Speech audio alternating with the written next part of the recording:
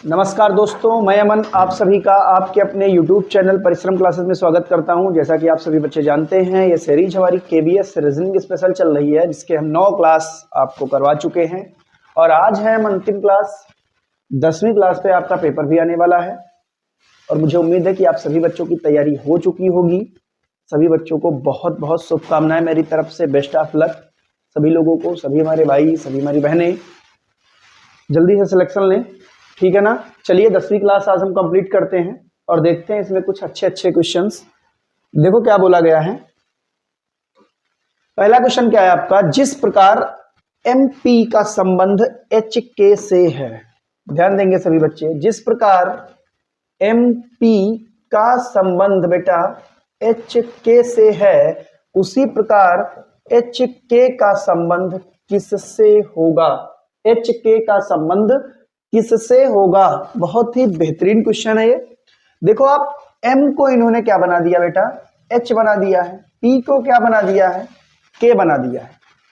अगर हम बात करें M का कोड कितना होता है, तो M का कोड होता है 13, H का कोड होता है 8, यानी 5 घटा दिए गए हैं। कितने घटा दिए गए हैं, 5। इसका कोड होता है 16 और ये होता है 11।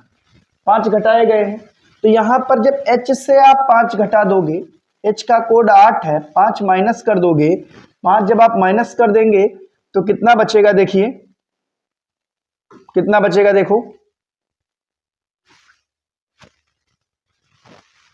देखो ये है 8 और 5 माइनस कर दोगे, यानी यहाँ पे कितना बचेगा, 3। और 3 नंबर पे क्या आता है, C आता है। क्या आता है, C। K का कोड होता है 11, 11 से 5 माइनस कर दोगे बचेगा 6 और 6 नंबर पे क्या आता है बेटा है, F आता है। तो कौन सा हमारा आंसर हो जाएगा, बी ऑप्शन, C और F। कौन सा आंसर हो जाएगा, C और F। क्लियर हो गया ना। चलिए इस क्वेश्चन पे आते हैं।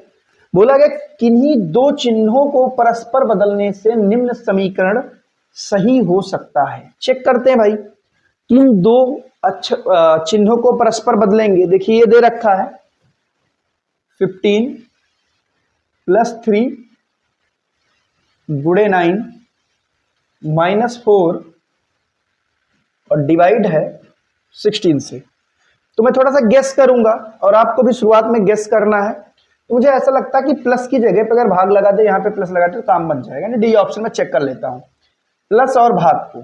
तो यहाँ पे हो जाएगा 15 भाग 3 गुणे 9 -4 + 16। चेक करेंगे, 3 पचे 15, 9 पचे 45 और -4 और प्लस का 16। तो बेटा 4 घट जाएगा, 41 और 16 कितना जाएगा, 57।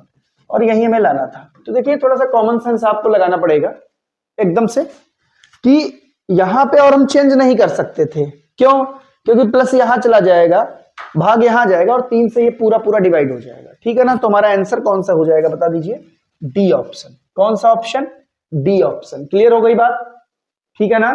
चलिए अगले क्वेश्चन पे आते हैं। अगला क्वेश्चन देखते हैं हमारा कौन सा है। देखो भाई, एक फिगर वाला क्वेश्चन है। बोला गया है दी गई उत्तर आकृति में से उस आकृति का चयन कीजिए, उस आकृति का चयन करें जो प्रश्न में निहित है, जो प्रश्न में निहित है।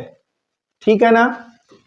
देखो भाई, ये वाली आकृति किस में है, तो ये इसमें नहीं है, इसमें भी नहीं है, इसमें भी नहीं है। कहां पे है, ये देखिए बनी हुई है इस टाइप से। ये देखिए सभी बच्चे, ये बनी हुई है। तो ऑप्शन ए। यहां पे बोला गया है लुप्त पद ज्ञात करो। तो इसमें ढेर सारे रूल होते हैं, बट यहां पे क्या देखो, 7 दूनी 14, 8 दूनी 16, तो 11 दूनी 22, 11 दूनी 22। ठीक है ना। तो हमारा आंसर क्या आ जाएगा, ए ऑप्शन। कौन सा आंसर आ जाएगा, ए ऑप्शन। ठीक है। चलिए अगले क्वेश्चन की तरफ बढ़े। एकदम सिंपल सिंपल आसान आसान क्वेश्चन है। कहा गया है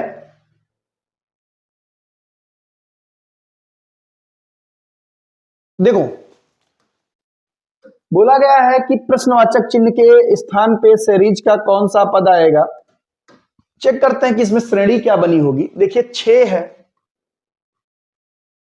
17 है, 39 है, 72 है और बोला गया यहां पर क्या आया होगा, चेक कर लेते हैं। देखो भाई यहां पर कितना जोड़ दिया गया, 8, सॉरी 8 नहीं, यहां पर कितना जोड़ा गया है आपका 11, यहां पर कितना जोड़ दिया गया 22, ठीक है 22 पे बन गया। यहां पे कितना जोड़ दिया गया 33, तो निश्चित रूप से यहां कितना जोड़ा जाएगा 44, तो 4 2 6 और 7 4 11, यानी आंसर हमारा कौन सा हो जाएगा, डी ऑप्शन। कौन सा आंसर हो जाएगा, डी ऑप्शन। क्लियर है ना सभी बच्चों को, एकदम आसान सा क्वेश्चन है। 6 नंबर क्वेश्चन पे आइए। बोला गया पिता अपने पुत्र से कहता है कि जब तुम पैदा हुए थे, जब तुम पैदा हुए थे मैं तुम्हारी उम्र का था। यदि पिता की उम्र अब 36 वर्ष है तब 5 वर्ष पूर्व पुत्र की उम्र क्या थी। ध्यान दीजिए, बोला गया कि जब तुम पैदा हुए थे, समझिए आज, इसे जुगाड़ से लगा लेना आप, आज जो है पिता कितने वर्ष का है भाई, 36 वर्ष का है, तो इसका बेटा कुछ वर्ष का आज होगा, x मान लो आप, ठीक है ना। 5 वर्ष पूर्व, 5 वर्ष पूर्व पिता की, देखो बोला गया तब 5 वर्ष पूर्व पुत्र की उम्र क्या थी, 5 वर्ष पूर्व पुत्र की उम्र क्या थी। तो आप ऐसे समझो बेटा कि यहां पे ये x साल का है, ठीक है ना, ये x साल का है और ये इसके पिताजी 36 साल के हैं, यानी ये x वर्ष पहले पैदा हुआ होगा, तब इनकी उम्र कितनी रही होगी 36 माइनस x, ठीक है ना, और ये आज के बराबर है तो इसे x के बराबर कर दो, तो 2x बराबर किसके आ जाएगा 36 के, और x का मान कितना आ जाएगा 18, यानी आज इसका बेटा कितने साल का है बेटा, 18 साल का है। आज जो है वो पुत्र की उम्र कितनी है 18 साल की है। हमसे पूछा है कि 5 वर्ष पहले कितनी थी, तो इससे 5 माइनस कर दीजिए, और सभी बच्चे जानते हैं कितने वर्ष की आ जाएगी 13 साल की आ जाएगी। कितने वर्ष की आ जाएगी 13 ईयर, ठीक है ना। बिल्कुल सिंपल सा क्वेश्चन है, एकदम छोटा सा कॉन्सेप्ट हमने यहाँ पे बता दिया, इसी तरीके से आप लगा लेंगे, ठीक है ना। आइए अगले क्वेश्चन पे, नेक्स्ट क्वेश्चन देखते हैं क्या है।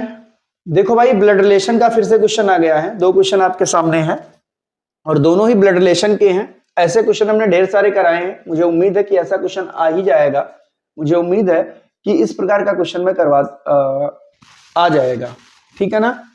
चलिए चेक करते हैं, देखते भाई।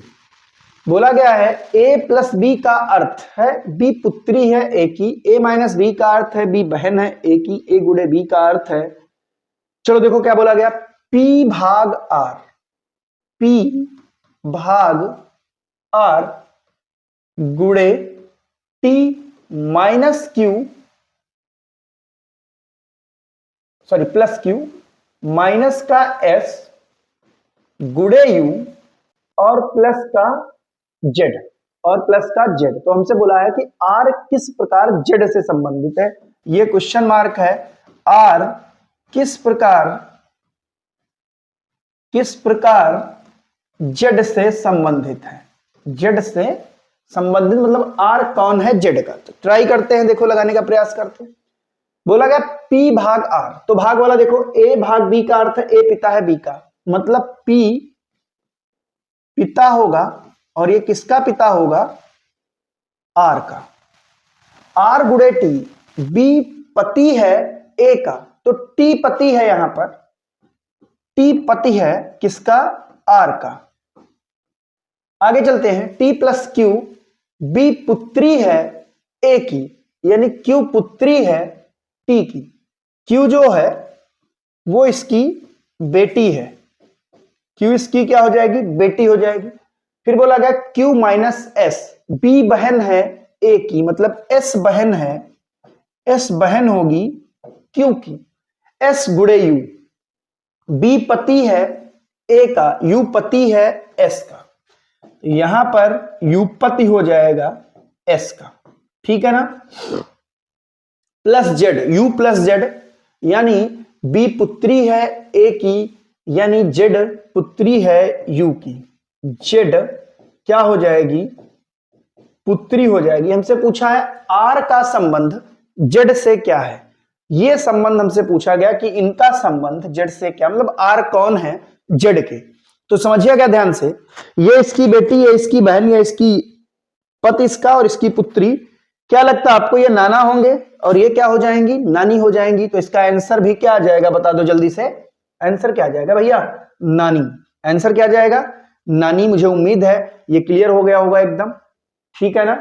अगले क्वेश्चन की तरफ चलते हैं, ठीक, नोट कर लीजिए इसे आप, और हम नेक्स्ट क्वेश्चन की तरफ चलते हैं। देखो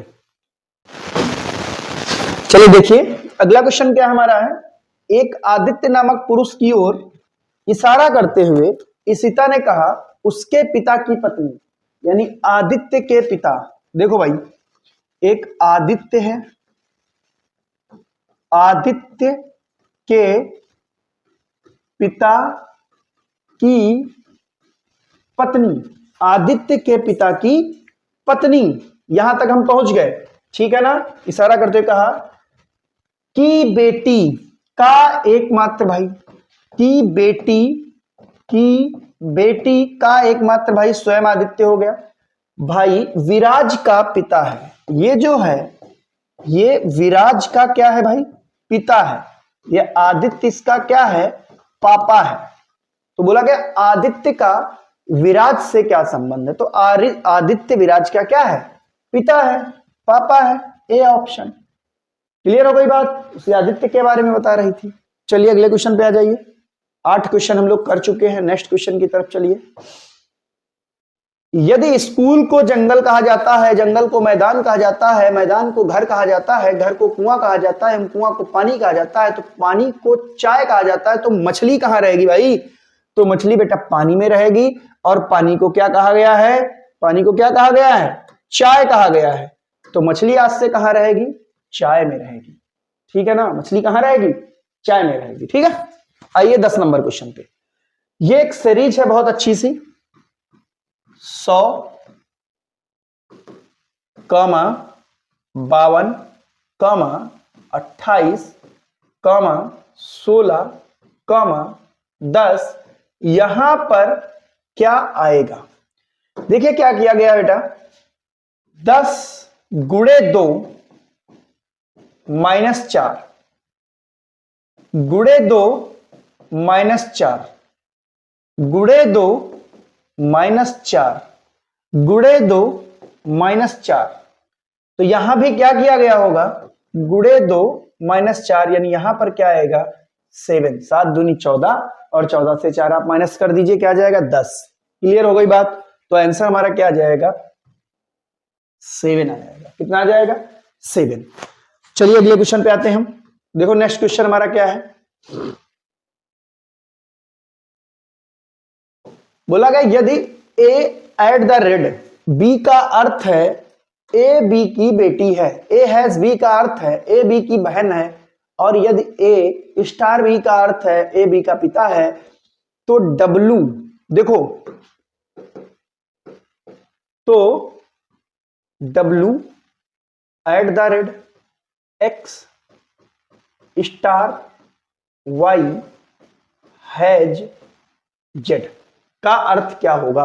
यदि डब्लू के एक भाई और एक बहन है, ये बात बोली गई, यदि डब्लू के एक भाई और एक बहन है, तो पहले इसे कंप्लीट कर लेते हैं। A W at the rate x, तो यहां पे जाइए, ए एट द रेट बी का अर्थ क्या, ए बी की बेटी है, यानी डब्लू बेटी है, डब्लू बेटी है, किसकी बेटी है, एक्स की। स्टार पे जाइए, ए बी का पिता है, ए बी का पिता है, यानी ये पिता है, और किसका पिता है, वाई का पिता है। फिर हैज जेड, हैज में क्या है, ए बी की बहन है, मतलब ये वाई बहन है, और किसकी बहन है, जेड की। हमसे पूछा है यदि डब्लू के एक भाई, डब्लू के एक भाई और एक बहन है, तो देखो डब्लू की ये बहन हो गई, तो निश्चित रूप से ये क्या इसका होगा, भाई होगा। ये इसका क्या होगा भैया, भाई होगा। क्लियर हो गई बात। अब इसमें से कौन सा सही होगा? जेड एक्स का पोता है तो यहां पे पोते क्योंकि बात ही नहीं है। जेड एक्स की पोती है नवासी नहीं। जेड एक्स का भाई है तो जेड एक्स का भाई नहीं है। जेड एक्स का पुत्र है तो जेड एक्स का क्या है बताओ? पुत्र है। यही सही हो गया। ये देखिए जेड जो है वो एक्स का क्या है? पुत्र हो गया। क्लियर हो गई बात। अगले क्वेश्चन पे आइए। यदि अंग्रेजी वर्णमाला के प्रथम अर्धांश को विपरीत क्रम में लिखा जाए, ध्यान दीजिएगा इसे हम देखो अर्धांश की बात कहां से आती है। ये क्वेश्चन बेसिकली आप में पूछे नहीं जाएंगे, बट आ गया तो मैं बता दे रहा हूं। ये बैंक में पूछे जाते हैं। अर्धांश की अगर हम बात करें तो ए से लगाकर एम तक ये प्रथम अर्धांश होता है। एन से लगाकर जेड तक ये बेटा द्वितीय अर्धांश होता है। ठीक है ना। क्वेश्चन में क्या बोला गया? यदि अंग्रेजी वर्णमाला के प्रथम अर्धांश को विपरीत क्रम में लिखा जाए, मतलब एम से लिखना स्टार्ट करो, कहां तक जाओ? ए तक जाओ। विपरीत क्रम में लिखना स्टार्ट किया जाए तो आपके दाईं ओर से 10वें अक्षर के बाईं ओर 7वां अक्षर कौन सा होगा? तो ध्यान दीजिए बोला गया इधर से दाहिनी ओर से 10वां, तो भाई इधर भी अभी होंगे, इधर भी होंगे भी अक्षर। और इधर कितने अक्षर होंगे? देखो प्रथम अर्धांश है तो टोटल अक्षर 26 होते हैं। 13 इधर है तो 13 अक्षर यहां होंगे। हमसे कहा है कि इधर से दाईं ओर से 10वें अक्षर यानी 10वें अक्षर तक के बाईं ओर यानी और इधर 7वां अक्षर के बाईं ओर 7वां अक्षर यानी 10 7 17 की बात कर रहा है। कहां पे जाना है? 17 नंबर पे जाना बेटा है। और आप सभी बच्चे जानते हैं यहां तक 13 है तो कितना आगे बढ़ना है? 14 15 16 17 यानी 4 आगे बढ़ना है। कितना आगे बढ़ना है? 4। तो इधर से चौथे नंबर पे कौन सा आएगा? तो ए बी सी डी आ जाएगा। कौन सा अक्षर आ जाएगा? डी आ जाएगा। और हमारा आंसर कौन सा सही होगा? C option. क्लियर हो गया होगा मुझे उम्मीद है। एक नया क्वेश्चन आपको सीखने को मिला है। अगर आ जाए तो आप छोड़ना मत, ठीक है ना। आइए अगले क्वेश्चन पे। वेन आरेख आ गया फिर से। बोला गया कौन सा अक्षर, देखो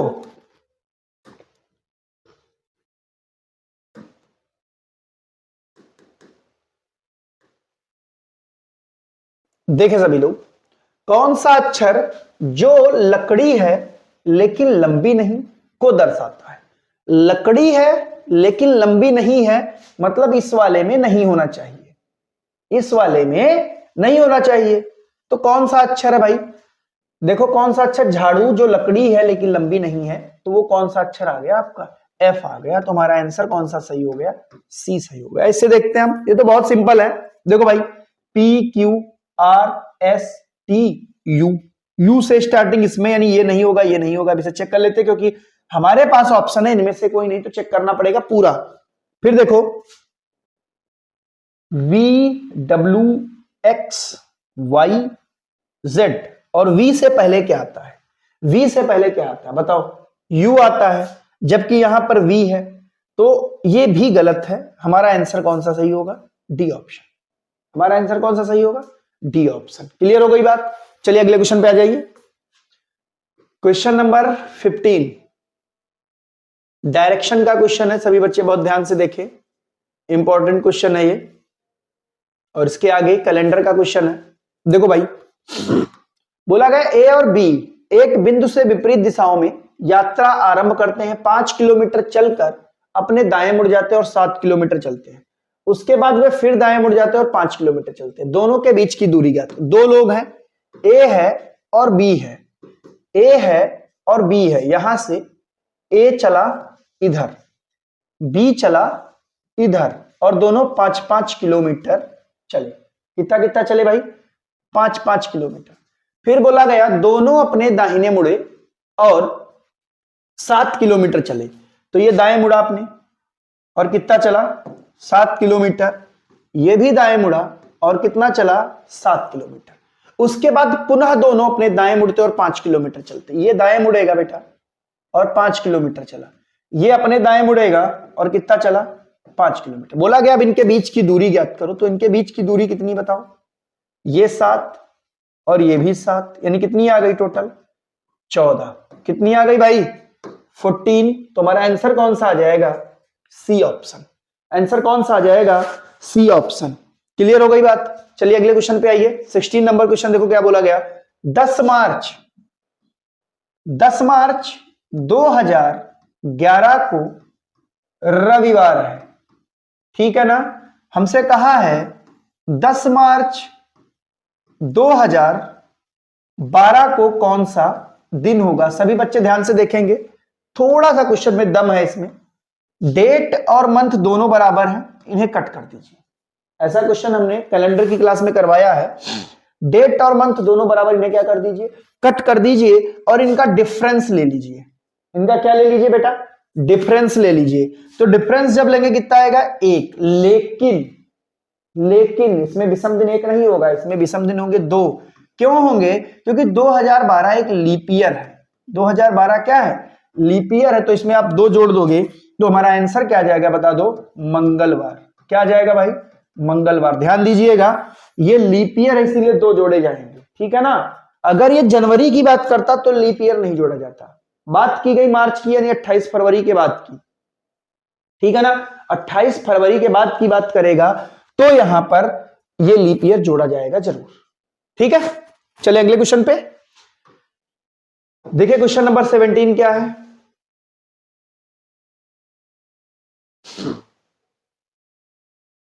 बोला गया 1900 का कैलेंडर पुनः कब प्राप्त होगा। ये तो अब आपको बहुत अच्छे से याद हो गया होगा। 1900 का कैलेंडर, ये क्वेश्चन शायद इसलिए बना है क्योंकि ये शताब्दी ईयर है 1900, और बच्चों को लगता है कि ये लीप ईयर है, जबकि ये अधिवर्ष नहीं है। अधिवर्ष नहीं है।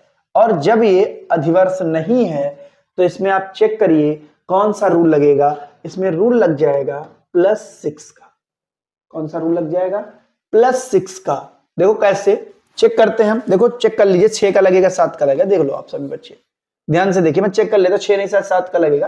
देखो कैसे, ये एक दिक्कत वाली बात है, थोड़ा सा आपको यहाँ पे चेक करना पड़ेगा, मजबूरी है। क्योंकि इससे पहले जो फार्मूला हमने बताया था वो ये था। आपको मैंने ये बताया था कि अगर कोई लीप ईयर पड़ जाए तो उसमें जोड़ दिए जाते हैं 28, उसके बाद वाले में जोड़े जाते हैं 6, और उसके बाद वाले में जोड़े जाते हैं 11, और उसके बाद वाले में भी कितने जोड़े जाते हैं? 11। लेकिन यहां पर क्या है? यहां पर 1900 है, तो क्रम तो ऐसे बनेगा, क्रम तो यही बनेगा, बट इसमें 28 तो जोड़ नहीं सकते। तो चेक करिए, देखिए जब 1900 से आप 2000 पे जाएंगे, 1900 पे, 2000 पे नहीं, 1901 पे, 1900 से ध्यान दीजिए 1901 पे जाएंगे तो हमें विषम दिनों की संख्या मिलेगी 1। फिर 1901 से आप 1902 पे जाएंगे तो विषम दिनों की संख्या मिलेगी 1। 1902 से 1903 पे जाएंगे तो फिर से विषम दिनों की संख्या मिलेगी 1। 1903 से 1904 पर जाएंगे तो यहां पर विषम दिनों की संख्या मिलेगी 2, क्योंकि क्या है 1904 एक लीप ईयर हो जाएगा। फिर 1904 से 1905 पे जब आप जाएंगे तो विषम दिनों की संख्या कितनी मिलेगी? 1, ठीक है ना। तो अभी तक कितने हुए? 3 2 5, 3 2 5 1 6, एक और 1905 से 1906 पे जाएंगे तो विषम दिनों की संख्या कितनी मिल जाएगी? 1। तो यहां से यहां तक के दिन कितने हो गए? यहां तक के दिन हो गए 7। कितने हो गए? 7। और हम कहां तक पहुंचे हैं? 2006 तक पहुंचे। कहां तक पहुंचे भाई? 2006 तक। तो आप समझिए इसमें भी आपका यह नियम फॉलो हो जाएगा और हमारा आंसर क्या आ जाएगा? 2006, ठीक है ना। सॉरी 1906, 2006 नहीं, 1906। चलिए इस पे आ जाइए। वह धन चुनिए जो प्रश्न आकृति में दर्शाए गए अनुसार कागज को मोड़कर बनाया जा सकता है। ये देखो पासा है, करब बनाया जा सकता है। तो सभी बच्चे जानते हैं कि इस आकृति के विपरीत ये वाली आकृति होगी, इस आकृति के विपरीत ये वाली आकृति होगी, और इसके विपरीत ये वाली आकृति होगी।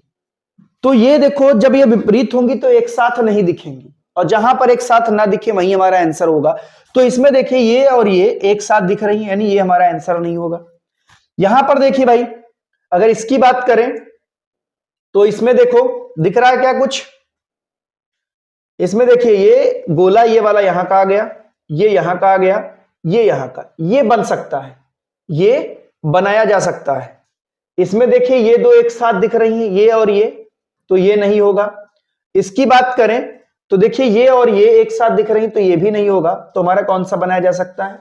B option. विपरीत आकृतियां एक पास दिखाई नहीं देंगी। ठीक है ना? चलिए अगले क्वेश्चन पे आ जाइए।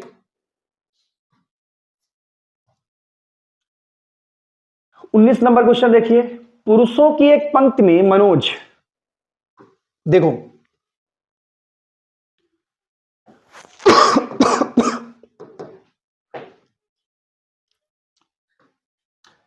देखिए थोड़ा सा बड़ा कर लेते हैं।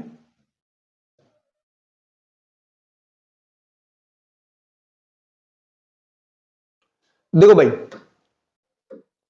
पुरुषों की पंक्ति में मनोज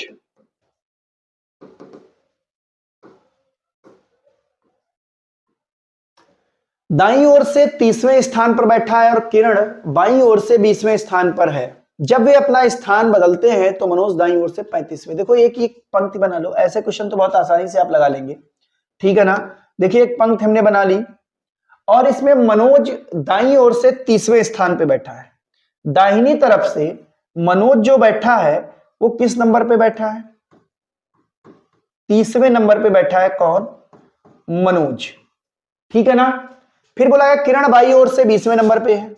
इधर से किरण 20वें नंबर पे है। कौन है यहां पर भाई? किरण है।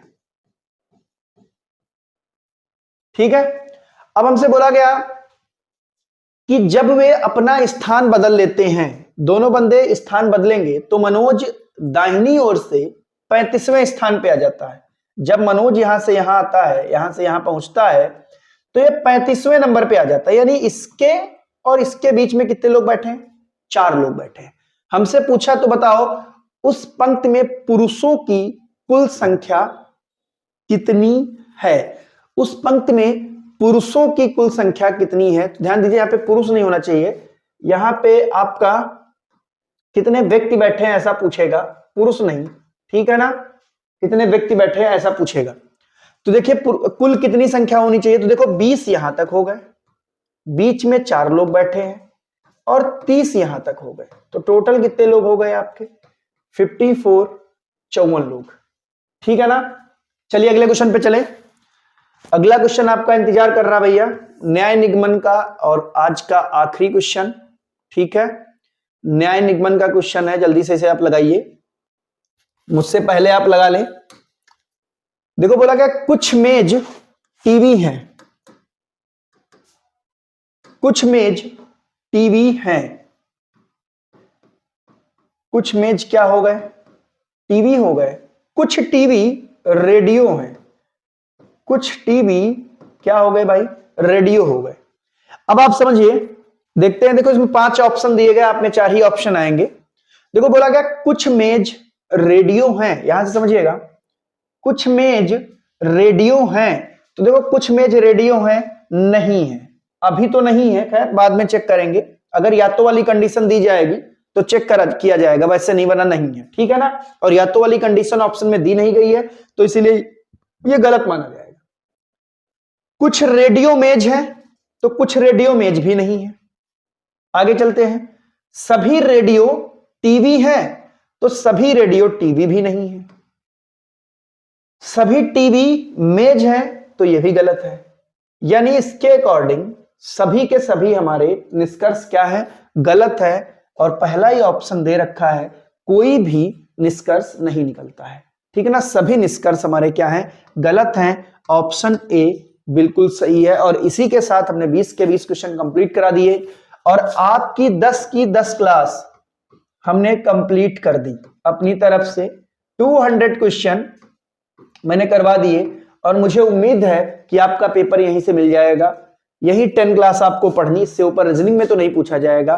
बाकी आप तैयारी अपने हिसाब से करिए, उसकी जिम्मेदारी मेरी नहीं है। ठीक है ना?